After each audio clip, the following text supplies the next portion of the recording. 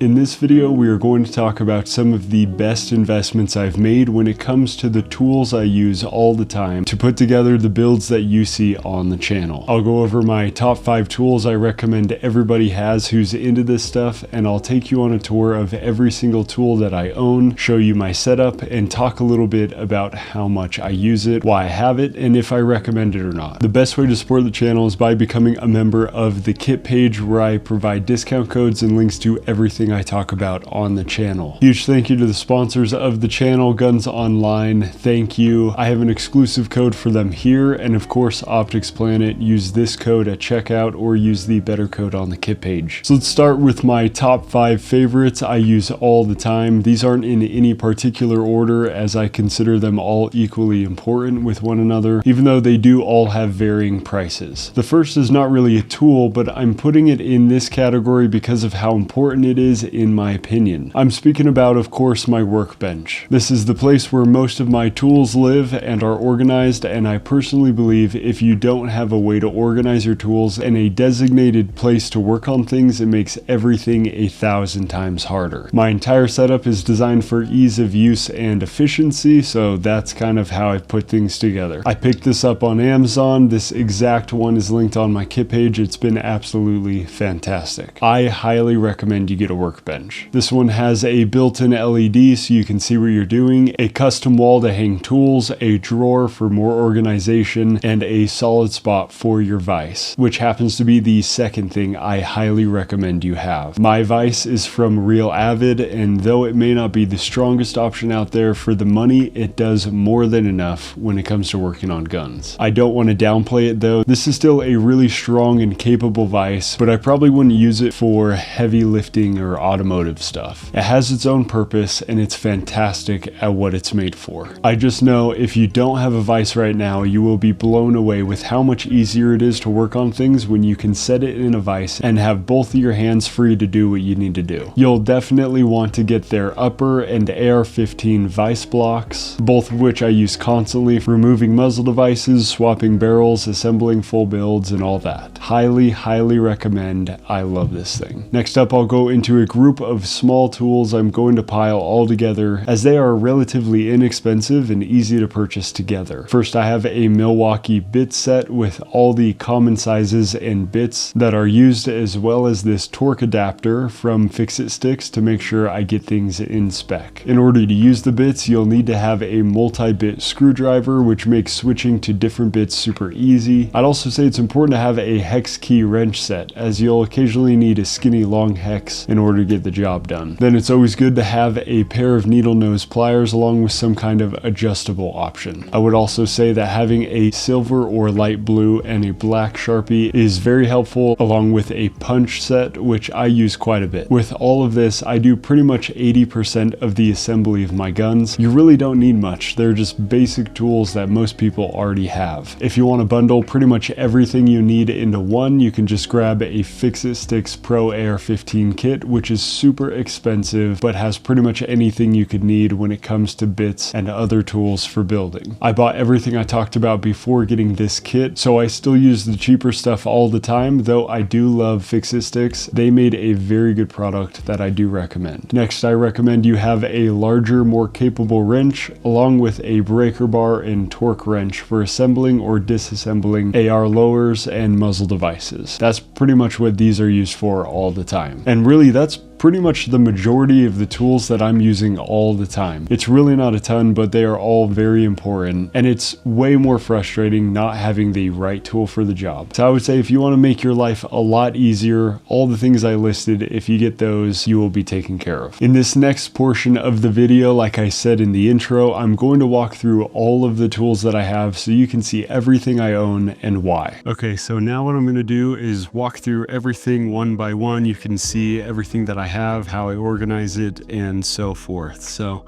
on this side, I've got my tape, a heat gun down here. Can't really see that well.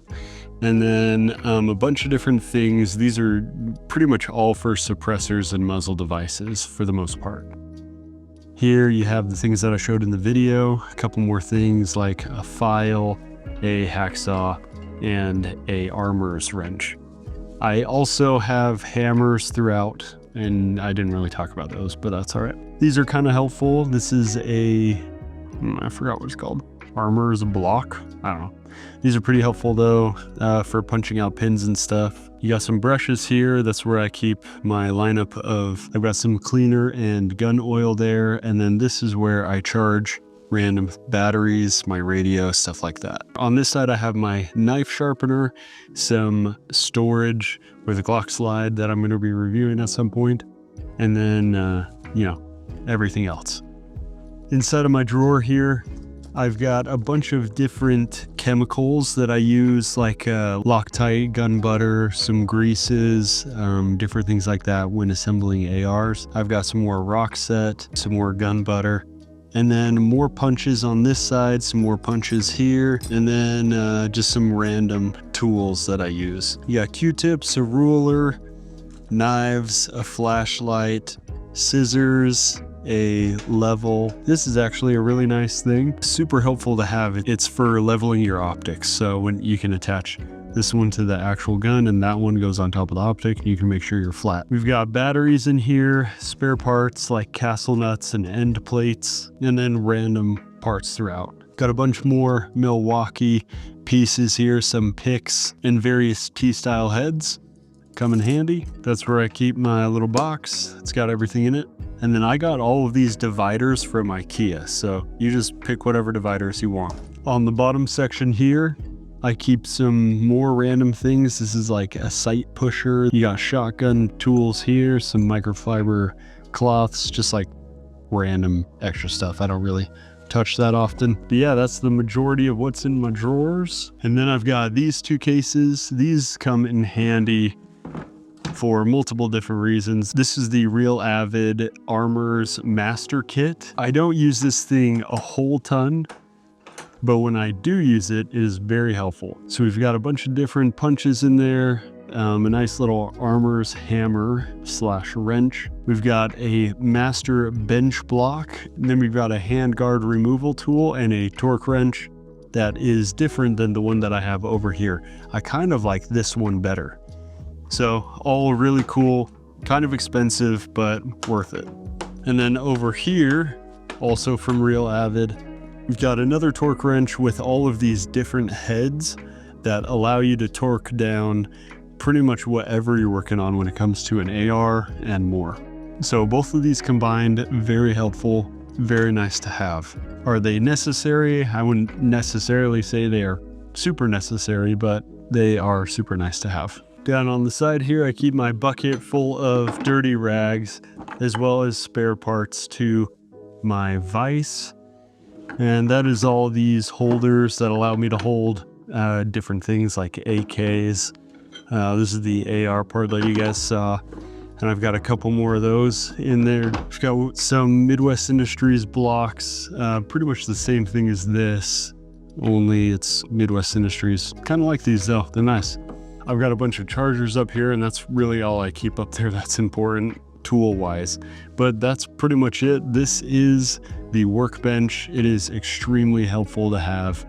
I hope you guys enjoyed the video. I know this may be a boring video for some, but I know it's exactly what somebody out there needed to see in order to help them more in doing what I do. I hope you can build out some cool guns and go train with them. I really do think the more you build on your own, the more capable of a shooter you are in some ways, especially when it comes to malfunctions and dealing with those things when they inevitably arise. When you're the one who put the gun together, you understand more about how everything works, and that's vital information when it comes to solving jamming or other issues that arise while shooting. As always, make sure you're going to the range to train so you can get the most out of being a gun owner. Develop life-preserving skills that give you more purpose and peace in life. So much more coming to the channel. I will see you in the next one.